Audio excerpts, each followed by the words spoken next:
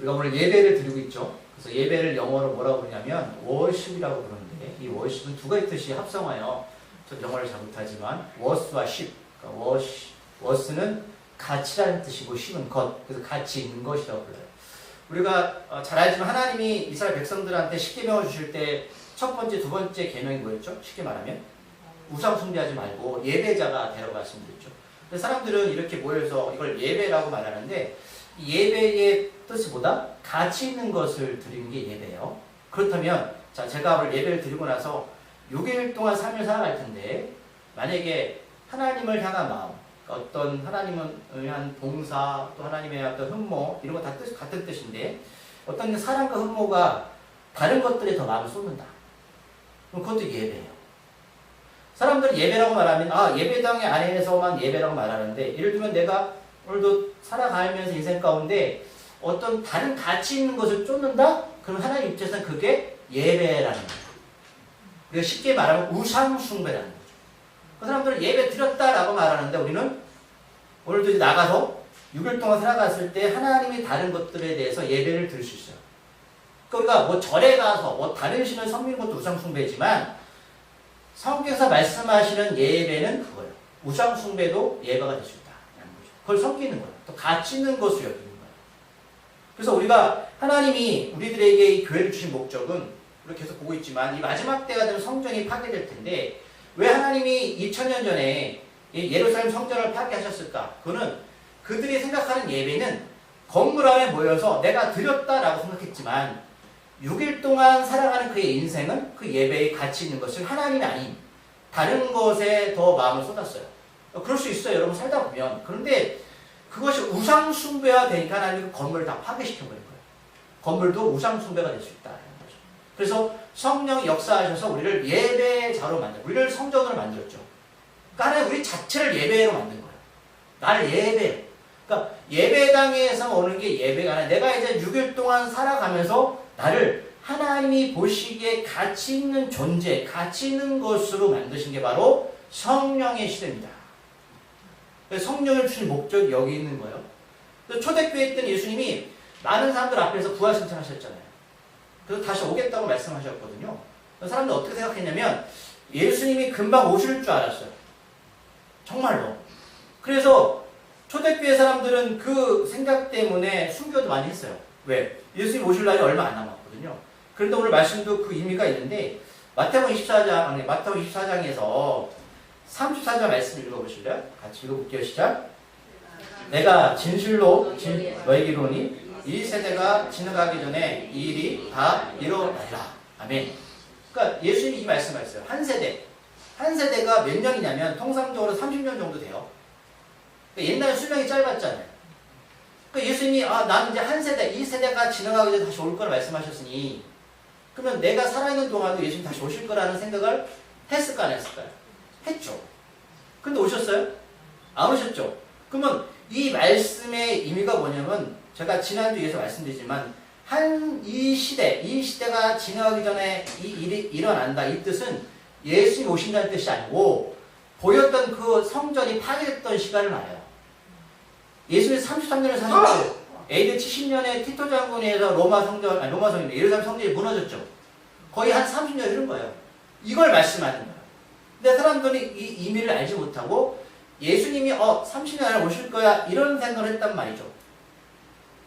다시 말씀드리지만 하나님이 성전을 부셔뜨렸던 것은 이제 영적인 시대라는 거예요. 성령 시대. 앞으로 다가올 예배는 보이는 예배가 아니라 이 영적, 진정한 회개를 통한 죄산 받은 사람들이, 성령을 선물로 받은 사람들이 모여서 새로운 성전 시대가 열린 것을 말해요. 그러면 예수님이 재림한다는 것, 구원한다는 것은 건물을 구원하는 게 아니죠. 누구를 구원하시는 거예요? 성령을 보신 성전을 구원하신다는 뜻이에요. 그 사람들이 이 문자적인 해석을 통해서 그때 오실 줄 알았더니 오지 않으셨거든요. 자, 그러면 다시 본문으로 돌아가서 29절에 보면 그날 환난 후에 이제 이런 일이 벌어질 거예요. 근데 앞에는 많은 일들이 있었죠. 그렇죠? 뭐 지진, 기근, 또 재난의 시작과 끝, 여러 종말들이 일어났는데, 이것이 일어나는 후에 이제 구체적으로 이런 일, 우리가 말하는 뭐 휴거라고 말하는 그런 것들이 일어난다고 말씀하고 있는데 우리 이거를 잘 살펴봐야 돼요. 자, 이거를 이제 한 절 한 절을 잘 설명해 드릴 거예요. 먼저 여러분 머릿속에 기억해 두실 것은 하나님이 AD 70년에 성전을 파괴시킨 건 누구 때문에? 우리를 성령의 성전을 만드셨기 때문에. 우리한테 관심이 있습니다. 이제는 보이는 성전이 아니에요. 으리으리하고 멋진 건물에 우리가 더 이상 집착하거나 여러분 거기에 관심 두시면 안 돼요. 이미 그는 끝났단 말이에요. 2000년에. 예수 십자가 부활 사건은 이제 우리가 하나님의 성전이 되었고 이제 예수님이 오실 그 휴거의 날을 기다리는 거예요. 마지막 때. 근데 그 마지막 때가 이제 사람들이 오해를 하고 계속 그 성전을 만들고 또 유대인들은 그 성전을 지으려는 그 애씀에 이제 완전한 파괴의 그날이 올 건데 그날 환난 후에 이거는 지금 역사적으로 지금 유효하다는 거예요. 유효한데 우리가 지난주에 봤지만 종말의 시작은 어떻게 예수님이 말씀하셨죠? 그 멋진 건물을 바라보면서 제자들의 질문을 던졌잖아요. 아, 예수님 멋진 건물. 근데 예수님이 뭐라고 말씀하셨어요? 돌 하나도 남기지 않고 무너뜨릴 거야. 그래서 올리브산에서 모여서 제자가 질문을 던졌고 예수님 그 현상들을 말씀을 하시기 시작한 거죠. 그렇죠? 그러나 지금 예수님이 재림하지 않으셨지만 또 다시 그 파괴된 2000년 파괴된 그 예루살렘 성전은 유대인들이 지으려고 애쓰는 이 상황은 종말은 지금 진행형이에요. 그리고 그 날은 가시적으로 보이는 거예요. 자, 그런데 우리가 이 말씀을 이해하지 못하는 건 성경을 본문을 이해하지 못하는 건 성경을 모르기 때문에 못하는 거예요. 우리가 성경을 뭘로 풀어야 되죠? 말씀을? 말씀을 보셔야 되는 거예요.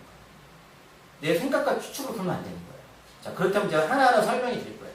자, 그날 환난 후에 어떤 일이 벌어지냐면 즉시 해가 어두워지고 달이 빛을 내지 않으며 별들이 하늘에서 떨어지며 하늘의 권능들이 흔들리라. 지금도 그렇지만 2000년 전에 이 말씀을 제자들 들었을 때 이해할 수 있었을까요?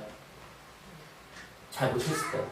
물론 말씀에 근거한 거지만 그때는 뭐 해와 달의 별의 부분을 어떻게 이해합니까? 해가 어떻게 생겼죠? 달이 어떻게 생겼죠? 그럼 달이 어떻게 빛을 내는지 아시죠? 해가 빛을 내면 그 빛을 받아서 달이 빛을 내는 거예요. 그래서 해가 없으면 달은 빛을 낼 수가 없어요. 이 과학적으로 맞는 이야기예요. 해가 어두워지면 달이 빛을 내지 못해요. 좀 놀랍지 않으세요? 그럼 2000년 전에 예수님이 어떻게 하셨어요? 천문학자는 예수님이 하나님이세요. 만드셨잖아요. 근데 여러분 그럼 2000년 전에 과학자들은 아, 달이 해의 빛을 받아서 빛을 내는구나 이걸 알았을까요? 모르죠. 그럼 이게 놀랍지 않으세요? 그런데 이 말씀을 하실 땐 제자들이 의미를 잘 몰랐을 거예요. 그러면 말씀을 들어가면 해와 달, 별 이걸 왜 끄집어내셨을까? 생각 없이. 우리가 생각하는 거 그러면 마지막가 되면 뭐 태양이 없어지고 태양이 없으면 달이 없어지고 별들이 떨어지나? 뭐 행성이 충돌할까요? 그럼 이런 생각하니까 안 믿어지는 거죠. 믿을 수가 없는 거죠. 무슨 아마겟돈 전쟁도 아니고 영화에서처럼 뭐 해가 뭐 별들이 와가지고 충돌하고 이런 내용 말씀하는 게 아니에요. 오늘 이 창세기 1장에 보면 이게 처음 나요. 하나님이 세상을 창조하실 때 셋째 날 뭘 만드셨냐면 해와 달과 별이었습니다. 셋째 날. 그걸 왜 만드셨냐면 낮과 밤을 나누시고 계절을 맞추셨죠. 그러니까 낮과 밤이 뭐죠? 어둠과 빛. 계절은 바뀌는 거잖아요. 이것 때문에 만드신 거예요. 그럼 이게 오늘 목사님 말씀과 무슨 상관이냐? 자, 더 나눠보자고. 창세기 37장에 보면 요셉이 꿈을 꾸는데 두 가지 꿈을 꾸는데 그 중에 한 가지 꿈이 뭐냐면 해와 달과 11별의 꿈을 꿔요. 그러면서 이 해와 달과 11별이 자기한테 인사를 했대요. 형들이 열받았죠. 그럼 형들이 안 거예요. 11별은 누구다? 우리다. 그럼 해는 누구일까요? 아버지. 그 다음에 달은 뭘까요? 엄마예요. 그럼 해와 달과 11별을 하나로 묶으면 뭐죠? 가족이죠. 그럼 이들이 나중에 12명의 아들이 애고로 건너가서 뭐가 됐나? 12지파가 됐고 나중에 뭐가 됐죠? 이스라엘 민족이 되었습니다. 이걸 뜻하는 민족이죠. 이스라엘 민족이죠. 쉽죠? 근데 이 말씀도 요엘서에서 인용한 거예요. 지금 예수님 이런 배경에 의해서 말씀을 찾아볼게요. 요엘서 2장 1절 요엘서 2장 1절 말씀.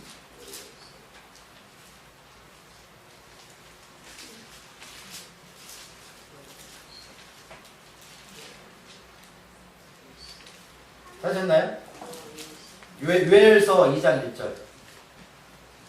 구약에 있습니다. 구약. 저기 잘 모르시면 앞에 성경책 맨 앞에 보면 순서가 있어요.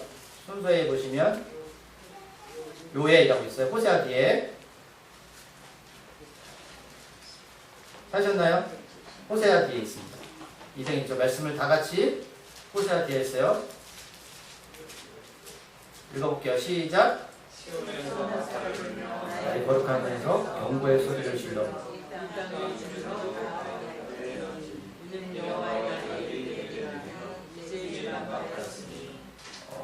죄송해요. 제가 시온에서 나팔을 불며 죄송합니다. 먼저 2장 10절 읽으셔야 죄송합니다. 2장 10절이에요. 요엘서 2장 10절 말씀 1271절 먼저 읽으시면 1절 읽어야 되는데 시작 10절 시작.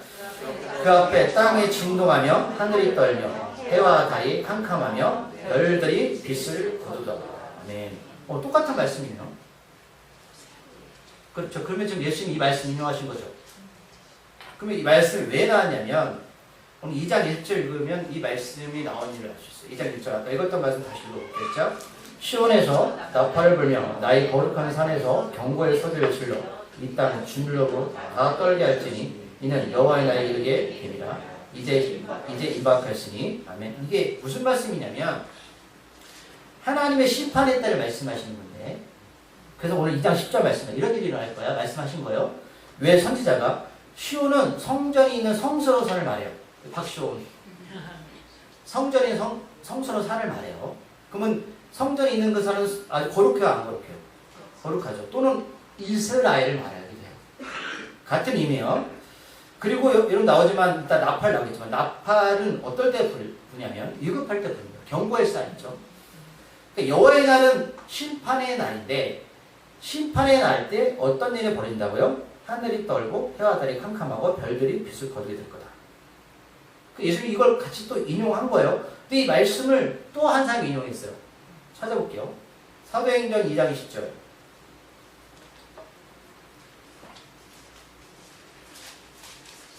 사도행전 2장 20절 말씀.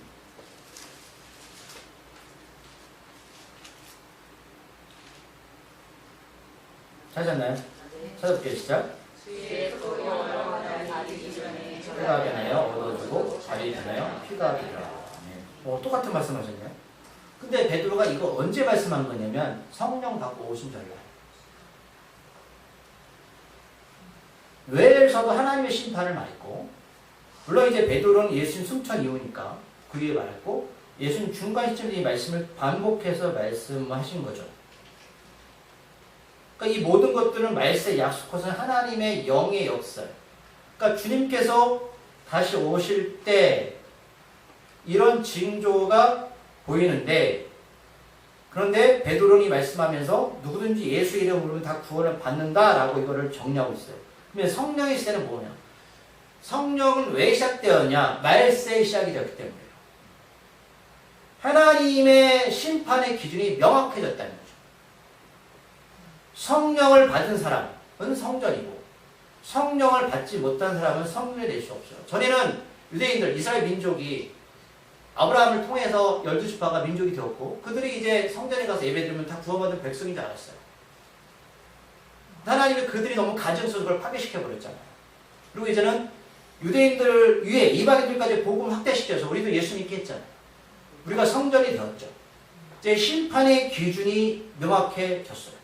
그래서 그 징조가 바로 성전, 이스라엘의 해와 달이 변하는 때예요. 이 말씀하십니다. 또 찾아볼게요. 또 있어요. 이사야서 13장 10절 말씀 982쪽 982쪽 펴보세요. 982쪽입니다. 구약이에요. 이건 제가 풀이하는 게 아니라 성경을 풀이하는 거 말씀이 982쪽 이사야서 13장 10절 말씀 찾으셨나요? 읽어볼게요. 시작. 하늘의 별들과 별 우리가 그릇을 내지 아니하며 해가 돋아도 어두우며 달이 그릇을 비추지 아니할 것이다. 아멘. 아, 그렇구나.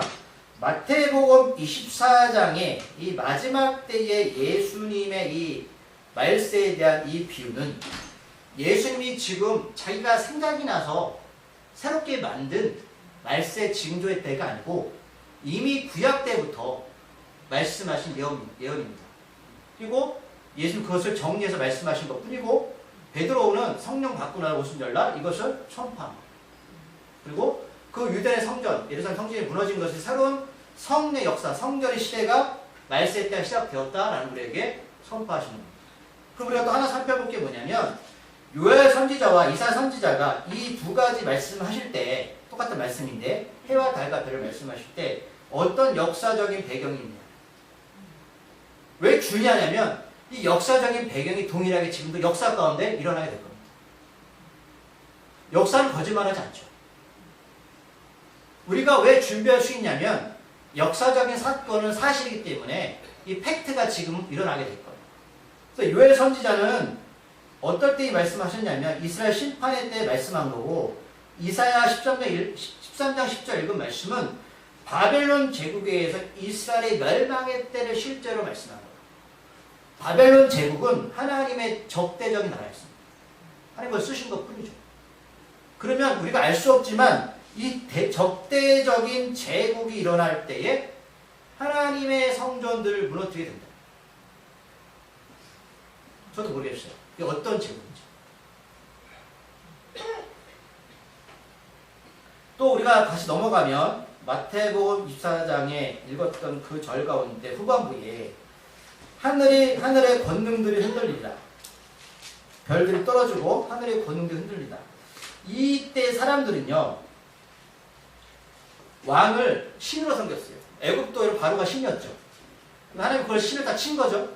어떤 게 진짜 신이냐 이 작업이었어요.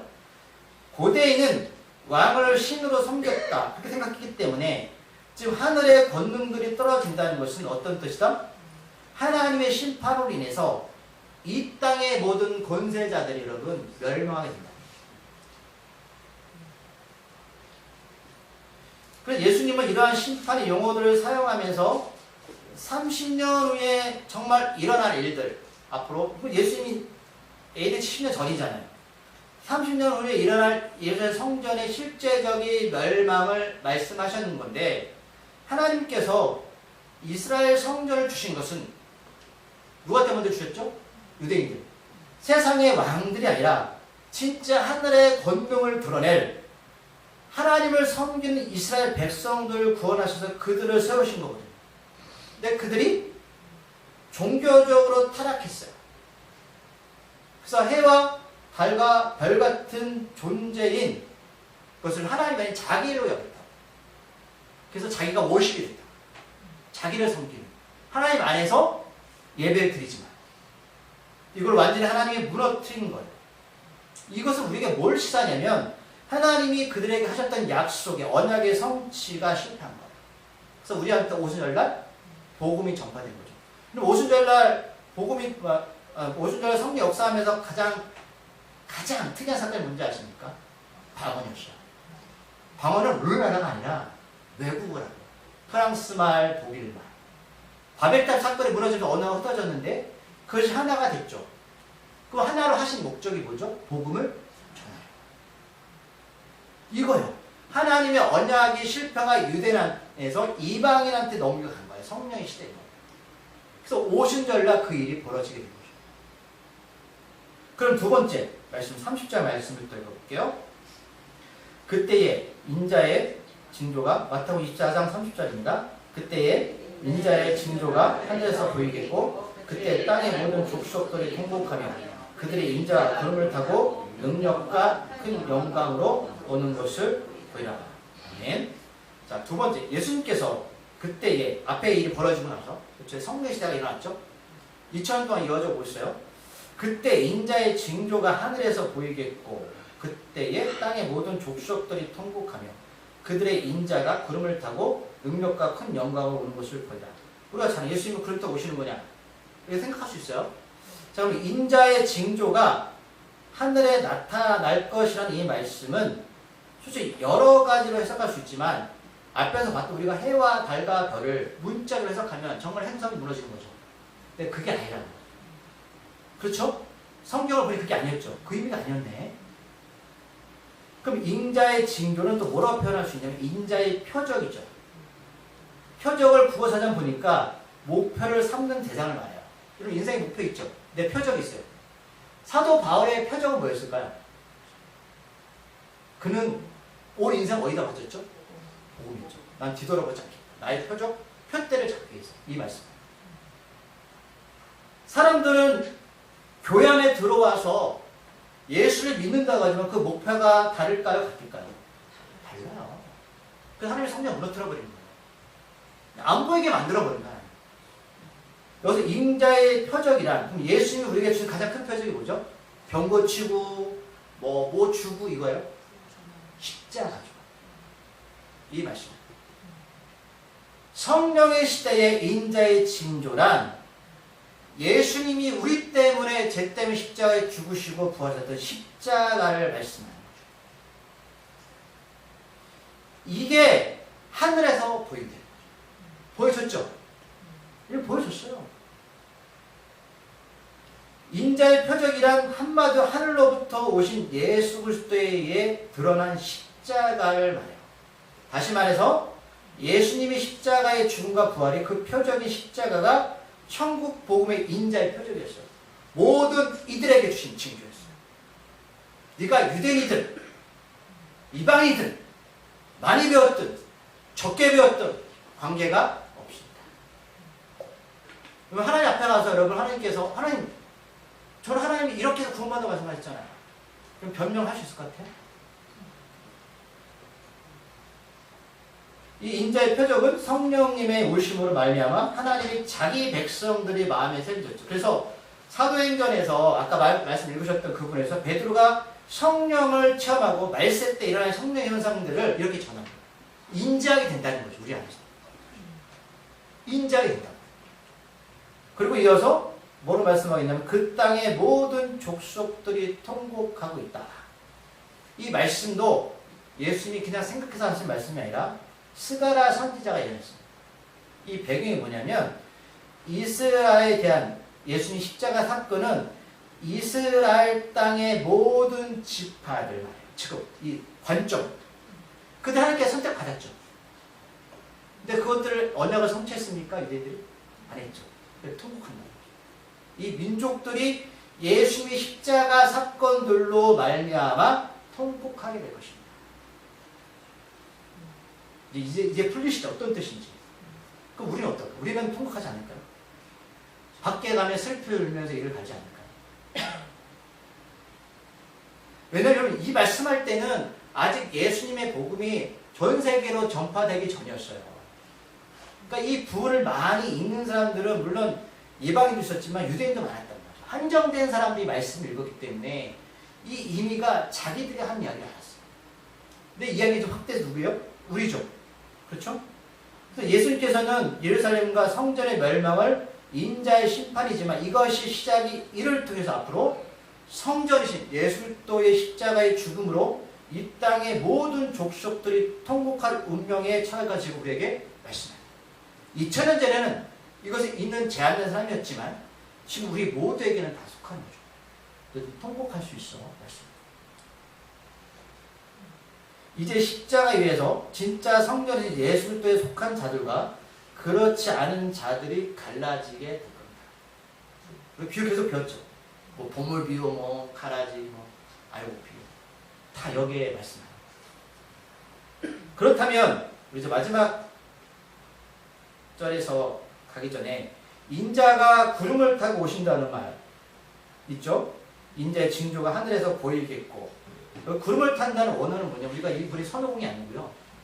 구름 위에서라는 말씀이에요. 구름 위에서. 어떤 뜻이냐면 예수님 안에 모든 세상 모든 만물과 권세를 초월하시고 그 위에 예수님이 존재하신다는 뜻이에요. 우리가 뭐 예수님 재림하신다니까 구름 타고 오신다 여러분 그거 상상하시면 안 돼요. 구름 위에 모든 만물과 권세를 초월하시고 예수님 그 위에 계시다 이라는 뜻이에요. 이해하시겠죠? 우리가 그림처럼 막 그런 뜻이 해석이 아니라. 그래서 이 말씀도 예수님이 지어내신 말씀이 아니라 다니엘서 7장에 근거하고 있어요. 찾아볼게요. 다니엘서 7장 13절부터 14절까지 말씀. 이제 구약하고 연결되시는 거예요.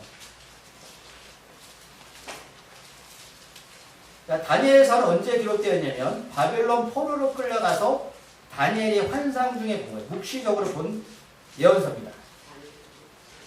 다니엘서 7장 13절 14절. 자, 구름을 탄다. 이게 무슨 뜻일까? 구름은 위에 있다. 찾으셨습니까? 네, 1245쪽 13절 14절 말씀 읽을게요. 진짜. 내가 또 환상 중에 보니 인자 같은 이가 파른 구름을 타고 와서 옛적부터 항상 계신 이에게 나아가 그 앞으로 인도되어 그에게 권세와 영광과 나라를 주고 모든 백성과 나라들과 다른 언어를 말하는 모든 자들이 그를 섬기하였으니 그의 권세는 소멸되지 아니하는 영원한 권세요 그의 나라는 멸망하지 아니할 것이다. 아멘. 이 다니엘서 7장은 내 짐승이 환상이라고 해서 바벨론 포로로 끌려갔을 때 앞으로 일어날 일을 하나님 예언을 주신 거예요. 어떤 나라들이 이 세상을 지배할 것이고 어떻게 될 거냐. 그때 내가 또 밤 환상 중에 보니 인자 누군지 아시겠죠? 인자 누구죠? 인자 찾아볼 거예요. 요한계시록 9장 7절.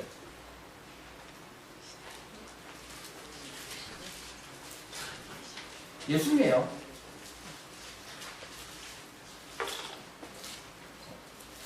요한계시록 제가 요한계시록 1장 7절인가요? 네, 요한계시록 1장 7절입니다.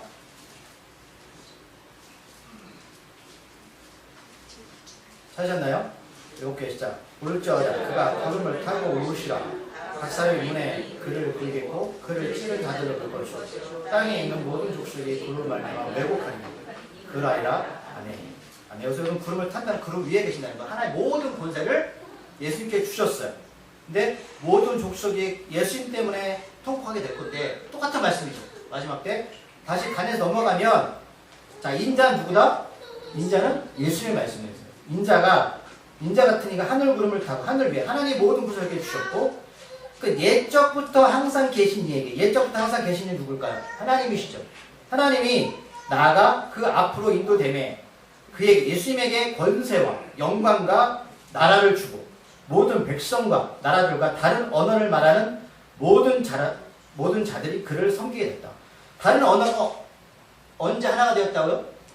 성령 역사가 되었어요. 임했을 때. 자, 그의 권세는 소멸되지 아니하는 영원한 권세요. 그의 나라는 멸망하지 아니할 것이다. 예수님이 부활 승천하셔서 하나님 앞에서 이거를 받은 거예요. 모든 세상의 권세. 우리 심판하실 권세를 받으셨다는 말씀을 하는 거예요. 이제는 아까 마태복음 24장의 그 의미를 아시겠죠? 넘어가셨죠. 그렇죠? 구름을 타고 능력과 큰 영광 오는 것을 보이라. 이는 예수님이 모든 권세를 가지고 우리를 심판하러 하신다는 거예요. 자, 그러면 이제 말씀을 정리할게요. 그 나라는 여기서 그 나라는 지금의 나라처럼 영원히 소멸되지 않은 나라를 말씀합니다. 그럼 이 나라는 어떤 나라를 말할까요? 하나님의 나라. 결국 예루살렘과 성전이 무너뜨려진다는 것은 눈에 보이는 성전을 중심으로 행하는 우리의 종교적인 행위를 하나님이 무너뜨려 버렸어요. 그리고 앞으로 세상에 어떤 권세와 권능, 영광도 무너지지 않는 것은 없지만 심지어 하나님을 섬긴다고 하는 건물, 성전도 영광도 영원하지 않을 거예요. 그래서 유대인들에게 예루살렘의 멸망과 성전이 무너지면 그들이 얼마나 헛된 것을 붙들고 있는가를 알게 되는 기회가 되는 사건이었습니다. 우리한테 이건 왜 말씀하실까요? 우리가 추구하는 워십 똑같다는 거예요. 그것을 보여주시기 위해서 진짜로 성령 예수님이 십자가를 지심으로 철저하게 이 성전을 무너뜨리셨고 이제 부활하셔서 이제 보이지 않는 성령의 성전을 세우셨어요. 자, 마지막 31절 말씀에서 이제 정리하겠습니다. 시작. 그가 큰 나팔 소리와 함께 천사들을 보내니 그들이 그의 택하신 자들을 하늘 이 끝에서 저 끝까지 사방에서 오리라. 아멘. 자, 이 말씀은 구약에서는 이 말씀 배경이 있어요. 또 구약에 있는 말씀인데 이스라엘 포로들이 다시 모여드는 것을 관련해요. 바벨 포로를 끌려갔을 때 회복되어지죠. 자, 바벨 포로로 끌려갔을 때 회복되어질 때 가장 먼저 한 게 뭐죠? 성전의 회복이었어요. 성전의 회복이 뭐죠? 하나님의 중심으로 사는 삶이죠. 예배자. 회복이었죠. 자, 구약에서는 나팔을 불 때 세 가지 경우에 불었어요. 첫 번째, 광야에서 이스라엘 백성들이 법궤를 중심으로 움직일 때 30년 동안, 40년 동안 40번 움직였어요. 그러니까 40번 나팔을 불었다는 거예요. 두 번째, 전쟁의 시작을 알리는 선전포고. 전쟁이 나면 나팔을 불었어요. 세 번째, 절기와 안식일, 월삭, 신년을 알릴 때이죠. 그러면 나팔을 부는 주된 목적. 광야에서 이스라엘 백성들이 움직일 때, 또 전쟁을 알릴 때, 절기를 알릴 때에 이것을 왜 부냐면 단순하게 불어서 이것을 알리는 이유가 이때다가 아니라 나는 너희의 하나님이다 를 알리기 위해서. 나는 너희의 하나님이니 이제 법궤를 중심으로 움직여라. 나는 너희의 하나님이니 이 전쟁은 나의 전쟁이다. 또 하나님의 나팔이 불르니 이 절기, 이 예배는 나의 것이다. 이 뜻이에요. 나팔을 부는 이유는 모두 하나님의 백성들이 하나님 앞에서 구원받았고 이제 이 하나님은 이스라엘의 왕이십니다 라고 선포하는 게 나팔을 부니다.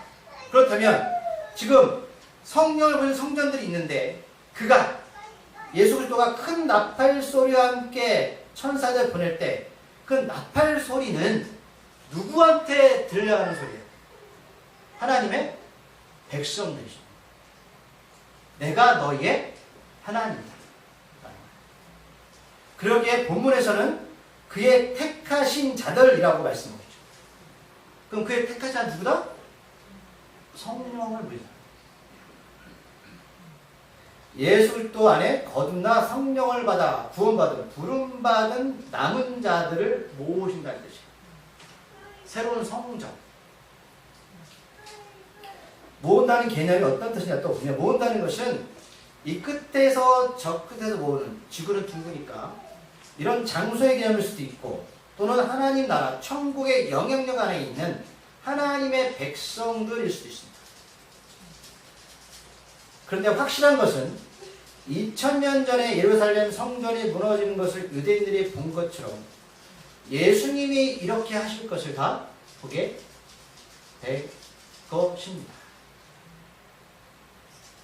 여기서 여러분 우리가 잘 알죠? 이 천사들은 누구죠? 추수꾼들이죠.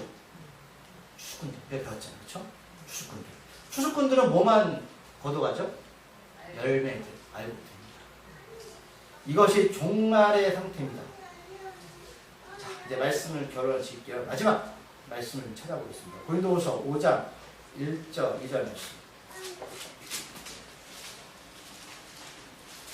고린도후서 5장 1절 2절 말씀. 찾으셨나요? 289쪽 고린도후서 5장 1절 2절 읽어보겠습니다. 시작.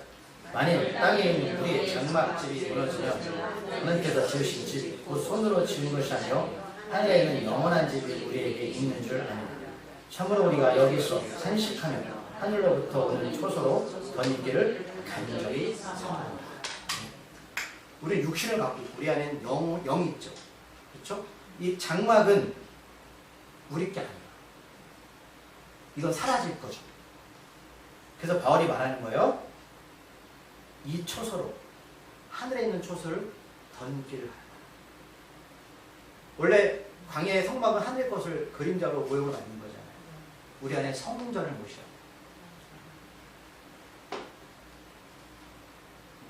땅에는 우리 장막이 무너지면 다 무너지게 될 거예요. 하늘로부터 온 우리들의 초소, 성전이신 예수님이 우리들의 성전입니다. 저도 이 말씀을 주면서 꽤 오랜 시간이 걸렸고 여러분들이 이 말씀을 어떻게 이해시키고 설명할까 꽤 고민이 되었던 사실입니다. 근데 여러분들이 얼마만큼 이해했는지 모르겠지만 오늘 이 짧은 세 구절이지만 이 세 구절 전체는 예수님이